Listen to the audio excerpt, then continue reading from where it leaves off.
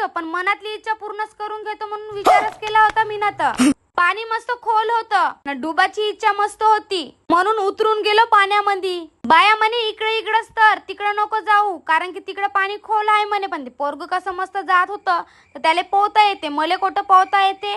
फक्त मेंढकीवाणी लवाचं काम करो त्या पाण्यामध्ये.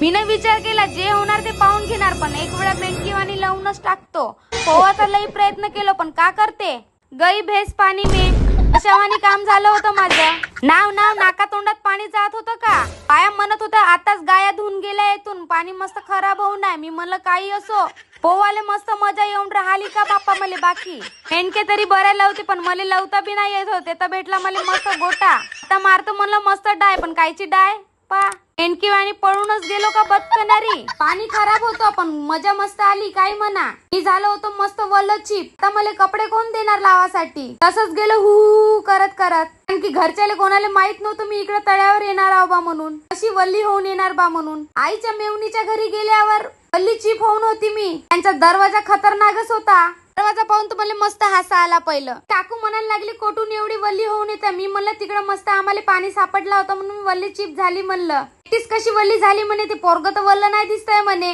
जाऊ द्या पहिलं अंदर तर येऊ द्या मले. अंदर जाऊन अजून 2 गडवे पाणी टाकून दिलं अंगावर. इकडे लागलो कूलर मध्ये मस्त आपले कपडे सुकवासाठी, कारण मी ना कपडे नाही आणले होते. अजून तसेच वल्ले चिप कपडे लावून निघालो आपल्या मावशीच्या घराकडे जायसाठी, कारण तिकडे सगळेजण जेवण करायची वाट पाहत असणार म्हणून. घरी जाऊन मस्त जेवण गिवण केलं आणि निघालो आपल्या गावाला जायसाठी, कारण की वेळ मस्त झाला होता. डान्स क्लास मध्ये येऊन लागलो मस्त डान्स करायला.